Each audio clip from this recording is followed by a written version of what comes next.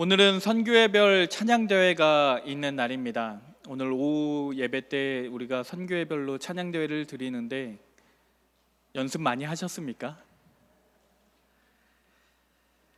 오늘 이 선교회별 찬양대회를 준비하면서 오늘 어떤 말씀을 전하면 좋을까라고 생각을 하다가 제가 개인적으로 너무 사랑하는 말씀이기도 하고 이 말씀이 너무나 우리가 찬양을 하는 데에 아주 좋은 말씀이라고 생각이 돼서 오늘 본문 말씀을 골랐습니다. 오늘 본문 말씀 제가 다시 한번 읽어드리겠습니다. 주의 인자하심이 생명보다 나음으로 내 입술이 주를 찬양할 것이라. 이러므로 나의 평생에 주를 송축하며 주의 이름으로 말미암아 나의 손을 들리이다. 아멘. 그러니까 이 말씀을 보면 우리가 찬양하는 이유는 주의 인자하심이 우리의 생명보다 귀하기 때문입니다. 오늘 이 말씀을 통해서 찬양의 의미를 깨달으시기를 바랍니다. 우리 잠깐 우리 옆 사람과 함께 인사하겠습니다. 찬양의 의미를 깨달읍시다.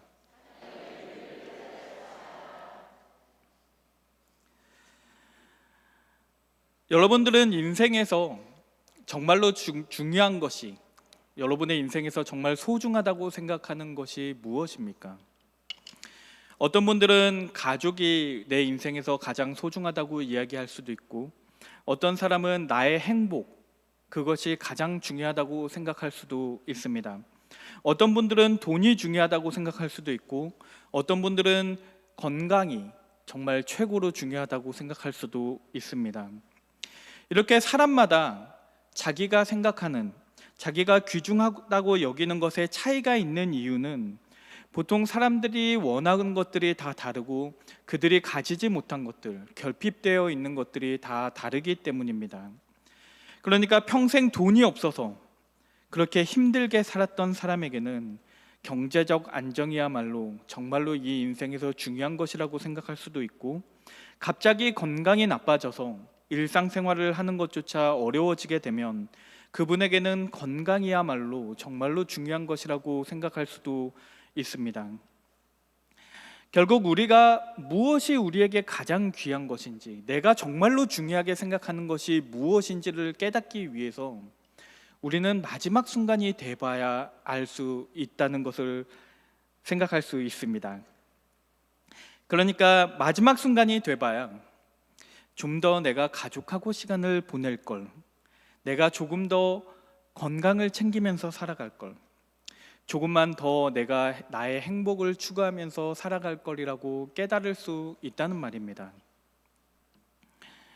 오늘 이 시편 63편 말씀은 다윗이 그의 인생의 막다른 곳에서 그 마지막 순간에 그에게 가장 귀한 것이 무엇인지, 그 인생에서 가장 필요한 것이 무엇이었는지를, 그것이 주의 인자하심이었다는 것을 깨닫고 쓴 시입니다.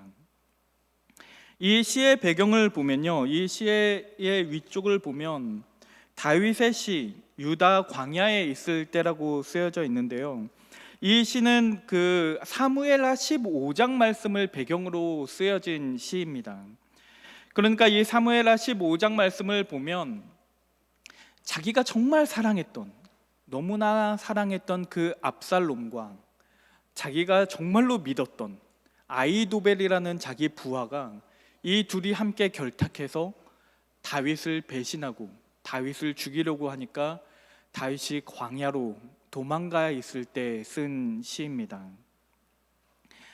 우리가 앞에서 본 것처럼 정말로 인간이 마지막 순간에야말로 자기에게 가장 귀한 것이 무엇이었는지를 깨달았다면, 그렇다면 왜 다윗은 그 마지막 순간에 그 막다른 골목에서 하나님의 인자하심이야말로 가장 귀하다고 생각했을까요? 오늘 본문 말씀을 보면 이 인자하심이라고 번역된 이 단어는 히브리어로 보면 헤세드라는 단어입니다. 이 헤세드를 한글 성경에서는 인자하심이라고 번역을 했는데, 이 인자하심이라는 말로는 이 헤세드라는 단어의 의미를 모두 다 설명할 수가 없습니다. 다시 말하면 한글 성경에서는 인자하심이라고 써놨기 때문에 어질 인자에 사랑 자자를 써서 어진 사랑, 그러니까 하나님의 온화하시고 자애로우신 그 모습을 묘사하는 것처럼 이해하기가 쉬운데, 물론 이것이 틀린 것은 아닙니다. 분명히 헤세드라는 이 단어는 하나님의 자애롭고 그 어진 사랑을 설명하고는 있지만, 다만 이 헤세드라는 단어가 이 인자가 다 설명하지 못하는 더 큰 의미가 있기 때문에 우리가 반드시 그 부분을 살펴보아야 할 필요가 있습니다. 첫 번째로 이 헤세드가 인자라는 단어하고 다른 이유는, 이 헤세드는 반드시 언약에 기초하여 있는 그 사랑을 말합니다. 그러니까 하나님께서 우리와 언약을 맺으실 때 너희가 언약을 지키면 나도 너희를 하나님의 백성으로서 내가 너희를 사랑하겠다라고 약속하셨습니다. 그러니까 언약은, 사람들이 언약이라고 하면 우리가 지켜야 할 어떤 것이라고만 생각하지만, 이 언약은 우리가 하나님을 사랑해야 할 의무가 있는 것처럼 하나님도 우리를 사랑해야 할 의무가 있는 것입니다. 그걸 우리는 언약이라고 말해요. 만약에 우리가 하나님만 사랑하고 하나님은 아무것도 할 것이 없다면 우리는 그것을 명령이라고 하지 언약이라고 말하지 않습니다. 그러니까 우리가 언약적인 사랑이라고 얘기할 때는 우리만 하나님을 사랑하는 것이 아니라 하나님도 그 언약에 따라서 우리를 사랑하신다는 의미입니다. 두 번째로 이 헤세드는 조건이 없는 무조건적인 사랑을 말합니다. 그러니까 제 말이 좀 이상하게 들리실지도 모르겠어요. 방금 전에 제가 지금까지 그렇게 얘기했잖아요. 하나님께서는 우리를 사랑해야 할 그 언약을 맺으셨고 그 의무 때문에 우리를 사랑한다고 말씀하셨는데, 지금 와서 하나님께서는 무조건적으로 나를 사랑하신다니 그게 도대체 무슨 말입니까? 하고 이해가 안 되실 수도 있겠어요. 의무감으로 사랑하는 것이면 의무감으로 사랑하는 것이고, 무조건적으로 사랑하는 것이면 무조건적으로 사랑하는 것이지, 어떻게 의무감으로 사랑하는 것이면서 동시에 무조건적으로 사랑하는 것이 될 수 있겠습니까? 그런데 이 헤세드라는 단어를 연구해 보면 분명히 이 단어는 언약에 기초한 사랑임에도 불구하고, 그럼에도 불구하고 하나님의 무조건적인 사랑입니다. 어떻게 이게 가능하냐면, 애초에 그 언약을 세우신 것이, 그 언약을 세우신 이유가 우리를 먼저 사랑하셨기 때문입니다. 예를 들면 제가 그 결혼식에서 아내한테 서약을 했어요. 제가 평생 변함없이 제 아내를 사랑하겠노라고 그렇게 서약을 했습니다. 그리고 저는 평생 그 서약을 지키면서 그 서약에 충실하게 제 아내를 사랑하면서 살아갈 겁니다. 그렇지만 제가 궁극적으로 그 아내를 사랑하는 이유는 그 서약 때문은 아니에요. 애당초 제가 그 아내에게 내가 너를 평생 동안 죽을 때까지 사랑하겠노라고 말한 이유 자체가 제가 먼저 아내를 사랑했기 때문입니다. 그러니까 하나님께서는 언약을 맺으시고 내가 그 언약대로 충실하게 너희를 사랑하겠노라고 말씀하시지만, 그 사랑은 궁극적으로 언약 때문에 사랑하시는 것이 아니라 무조건적인 사랑이 되는 것입니다. 결국에 이 헤세드라는 것을 짧게 정리하자면, 헤세드는 하나님의 언약에 기초하여 있는 하나님의 무조건적인 사랑을 말합니다. 그러니까 오늘 본문 말씀으로 돌아와서 주의 인자하심이 생명보다 낫다라는 이 고백, 다윗이 했던 이 고백에서 인자하심은 헤세드, 하나님의 변함없는 무조건적인 사랑을 말하는 것입니다. 만약에 하나님께서 다윗을 사랑할지 말지, 다윗이 네가 어떻게 하는지 보고 내가 결정하겠다라고 했다면, 그랬다면 다윗은 하나님의 사랑을 받지 못했을 겁니다.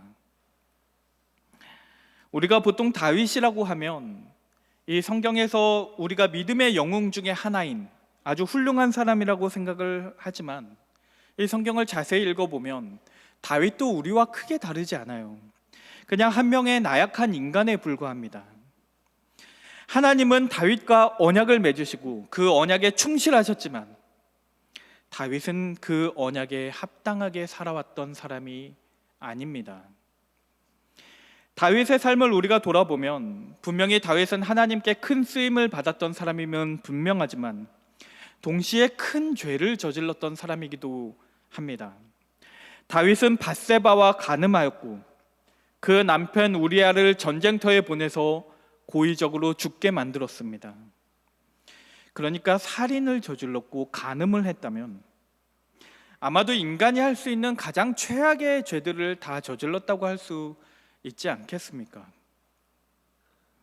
그래서 그 죄 때문에 그 밧세바와 동침하고 그리고 우리아를 죽게 만든 것을 알게 된 하나님께서 나단 선지자를 보내셔서 뭐라고 말씀하시냐면 앞으로 너의 집에 다윗의 집에 칼이 떠나지 않을 것이라고 말씀하셨습니다. 그리고 그 결과가 압살롬과 아히도벨이 다윗을 배신한 것이었습니다. 그러니까 자업자득입니다. 다윗의 그 잘못 때문에 자기가 배신을 당하고 그 때문에 이 광야로 도망쳐서 가장 절망적인 그 상황에서 하나님의 헷세드를 깨닫고 그것을 찬양하고 있는 것이 바로 오늘의 시입니다. 만약에 하나님께서 다윗이 행한 대로 하셨다면 다윗이 그 죄를 저질렀을 때 그는 반드시 하나님의 사랑이 거두어져야 마땅합니다. 그러니까 다윗은 그 어떻게도 하나님의 사랑을 받을 자격이 없는 자였습니다.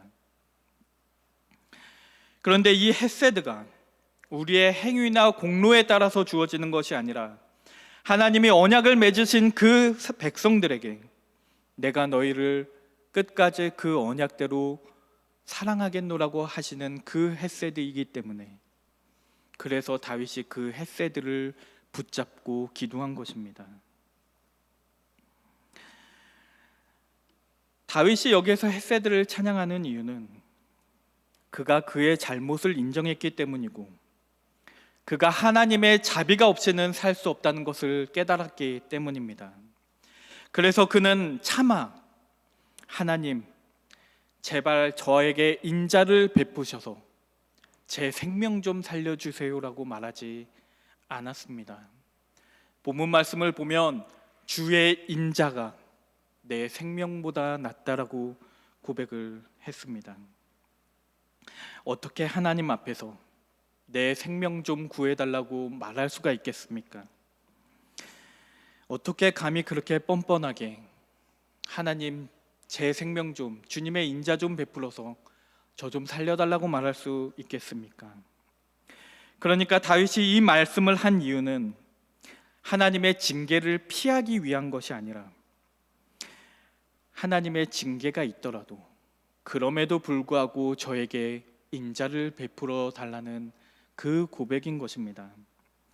출애굽기 34장 6절에서 7절 말씀에 보면 하나님이 어떤 분이신지에 대해서 아주 잘 설명합니다. 하나님은 우리를 징계하시지만 그럼에도 불구하고 우리에게 은혜를 베푸신다라고 기록되어 있어요. 여호와께서 그의 앞으로 지나시며 선포하시되 여호와라 여호와라 자비롭고 은혜롭고 노하기를 더디하고 인자와 헷세드와 진실이 많은 하나님이라. 인자를 헷세드를 천대까지 베풀며 악과 과실과 죄를 용서하리라. 그러나 벌을 면제하지는 아니하고 아버지의 악행을 자손 3, 4대까지 보응하리라. 아멘. 그러니까 여기 6절하고 7절에서 두 번 나오는 단어가 이 헷세드라는 단어입니다. 그러니까 다윗이 하나님께 간구했던 건, 다윗은 이 출애굽기의 말씀을 분명히 잘 알고 있었을 거예요. 이 다윗은 하나님의 징계를 피할 수 없다는 것은 알고 있었지만 그럼에도 불구하고 주님의 간구를, 주님의 자비를 간구한 것입니다. 그리고 다윗이 그 광야에서 두 손을 들고 기도를 하기 시작해요. 이 말씀을 보면 두 손을 들었다라고 되어 있는데, 이 고대 근동에서 두 손을 들었다는 이야기는 기도를 한다는 의미입니다. 그렇게 기도를 하면서 하나님을 애타게 찾으면서 그렇게 갈급하며 있을 때, 그때 다윗이 하나님의 용서와 사랑을 경험합니다. 하나님이 여전히 그를 사랑하고 계시고 여전히 그가 있는 곳에 함께 계신다는 것을 깨닫습니다. 다시 말하면 그가 모든 것을 잃었는데, 자기가 사랑했던 사람도 자기를 떠나갔고 자기가 믿었던 사람도 다 떠나갔는데, 근데 그에게 한 명이 남아있는 게 있는데, 그 사람이 바로 하나님이었습니다. 다윗이 골리앗과 싸워 승리하던 그 순간에, 그 영광스러운 순간에 하나님께서 그와 함께 하셨던 것처럼, 그가 가장 비참한 그 순간에 하나님이 그와 함께 하셨습니다. 왜냐하면 하나님의 헤세드는 변하지 않는 것이었기 때문입니다. 그리고 그 헤세드가 다윗이 살아가야 하는 그 인생의 의미가 됩니다. 모든 것을 잃었던 그 다윗에게는 이 생명이라는 것은 그냥 목숨이 붙어 있는 것 그 이상도 그 이하도 아니었는데, 하나님의 그 헤세드가 그에게 그 인생의 의미를 부여하는 것입니다. 그러니까 다윗에게는 이 헤세드라는 단어가 단순히 그냥 신학적인 개념이 아니라 그의 삶의 모든 순간을 지탱하던 그 힘이 되었고, 하나님과 더 가까워지고 더 친밀함을 느끼는 그 원동력이 되었다는 것입니다. 이것이 다윗이 고백했던 주의 인자하심이 생명보다 낫다라는 말의 의미입니다. 하나님께서는 그 어떤 순간에도 흔들리지 않고 나를 사랑하신다는 것, 그것을 찬양한 것입니다. 그래서 그것을 깨달은 다윗이 2절 말씀에서 그 황폐한 땅을, 그 광야를 성소라고 부르기 시작합니다. 시편 63편 2절 말씀에 내가 주의 권능과 영광을 보기 위하여 이와 같이 성소에서 주를 바라보았나이다. 여기에서 다윗이 있는 곳은 사실 성소가 아니에요. 성소는 예루살렘에 있습니다. 다윗이 있는 그곳은 그냥 광야이고 황폐한 땅이라서 아무것도 없는 땅입니다. 그런데 다윗은 그곳이 성소라고 놀라운 고백을 하고 있는 것입니다.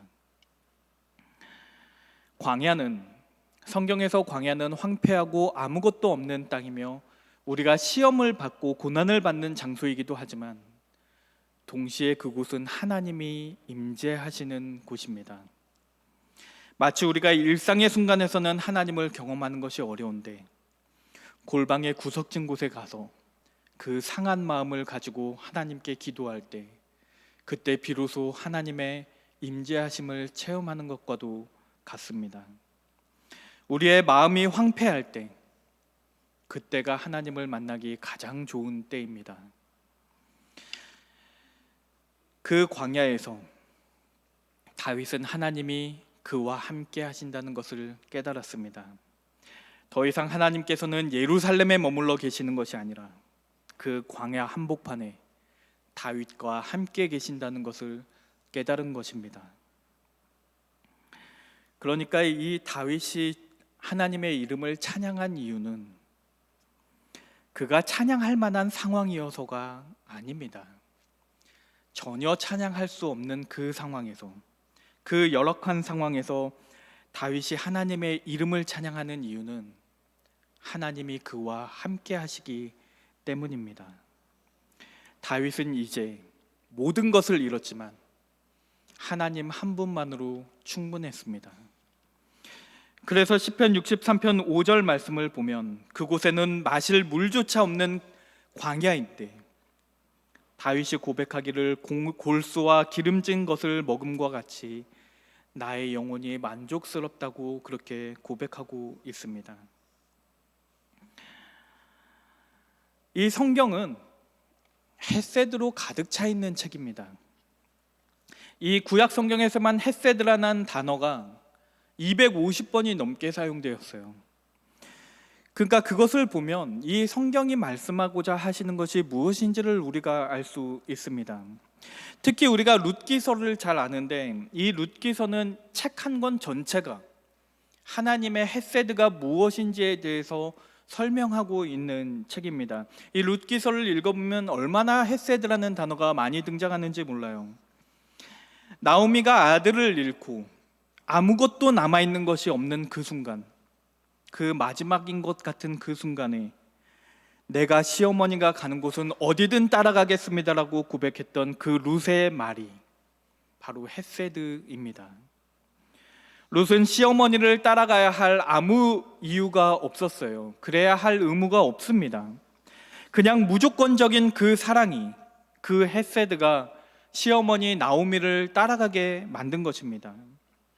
그리고 그 시어머니에게 헤세드를 베풀었던 그 룻에게 이번에는 보아스가 사랑을 베푸는데 그때 그 사랑이 헤세드입니다.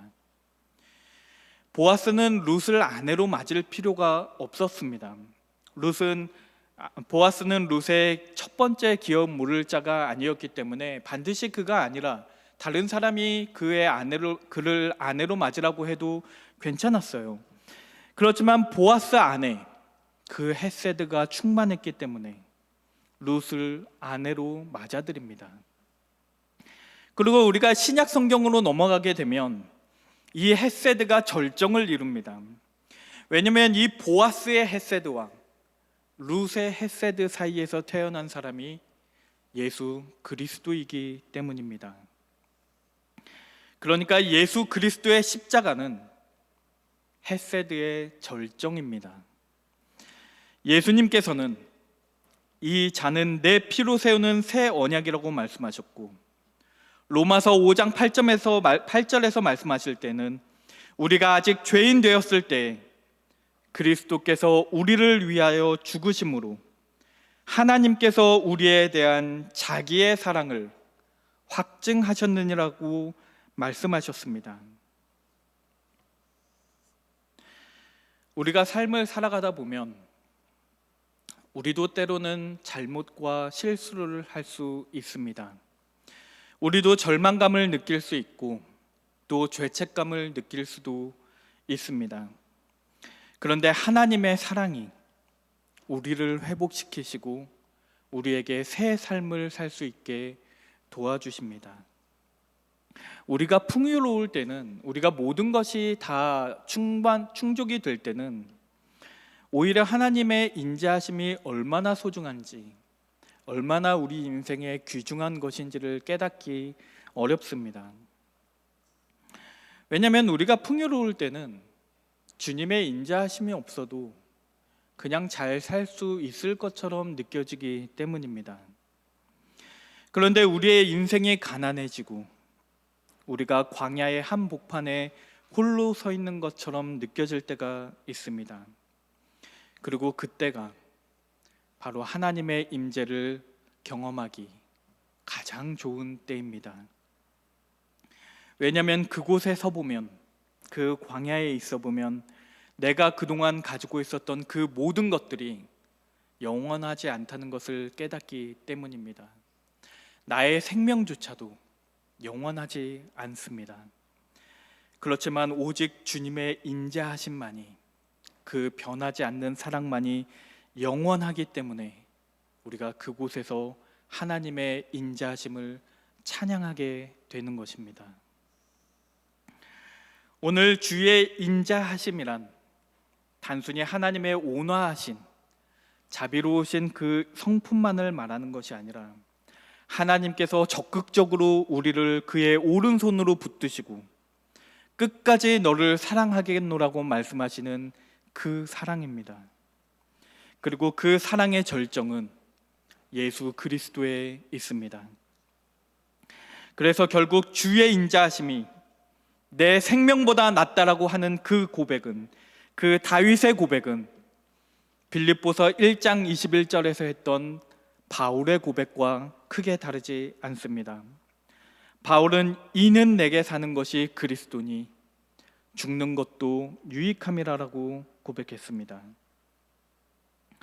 바울도 전에는 그리스도를 박해하며 살았던 자지만 그럼에도 불구하고 그 그리스도의 사랑이, 그 헤세드가 그의 삶에 의미를 부여하였고 그가 완전히 변화되어서 고백하기를 이는 내게 사는 것이 그리스도니 죽는 것도 유익함이라고 말했습니다.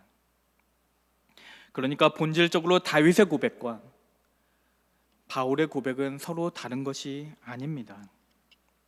다윗은 하나님과의 언약을 통해서 그 헤세드가 생명보다 낫다라고 고백했고, 바울은 그리스도의 새 언약을 통해서 하나님의 사랑을 경험하고 그 사랑이 자기의 생명보다 낫다고 고백한 것입니다.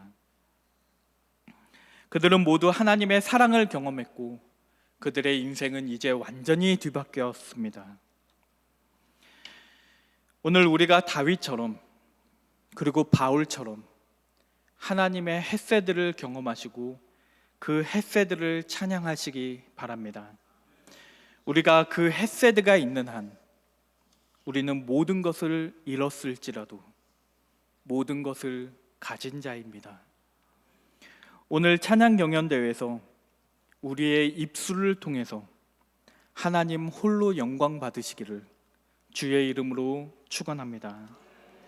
우리 이 시간 하나님이시여라는 찬송 함께 찬양하겠습니다.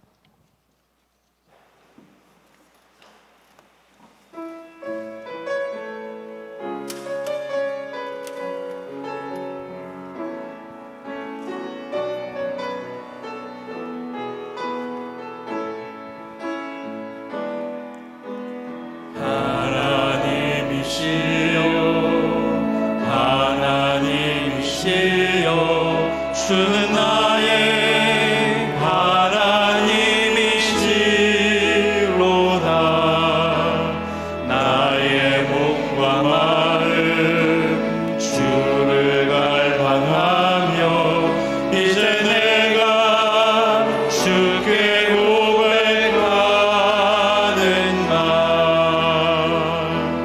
여호와는 나의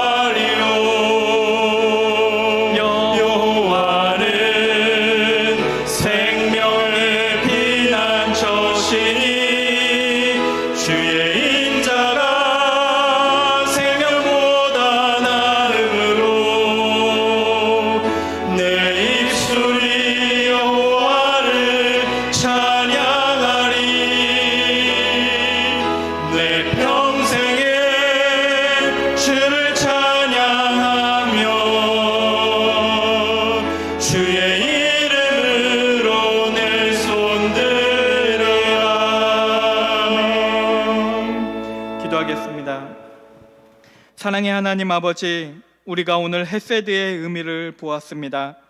우리의 인생에서 가장 중요한 것이 무엇인지를 깨닫게 하시고 주님의 변함없는 그 사랑과 그 신실하신 언약을 우리가 기억하며 살아가게 하옵소서. 우리의 죄가 있다면 그 모든 죄들을 용서하시고 이제 주님의 인자하심을 베풀어 주옵소서. 예수 그리스도의 이름으로 기도드립니다. 아멘.